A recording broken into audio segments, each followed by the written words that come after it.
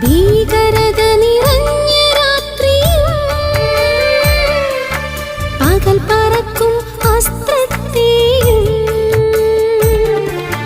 തെല്ലും ഭയം വേണ്ട കൂരിരുട്ടിനെയും നട്ടുച്ചയ്ക്കണയും വിനാശത്തെയും പേടിക്കേണ്ട ദൈവം കൂടെയുണ്ട്. അത്യുന്നതന്റെ മറവിൽ സർവശക്തന്റെ തണലിൽ പാർക്കുന്നവൻ ഭാഗ്യവാൻ ഭാഗ്യവാൻ.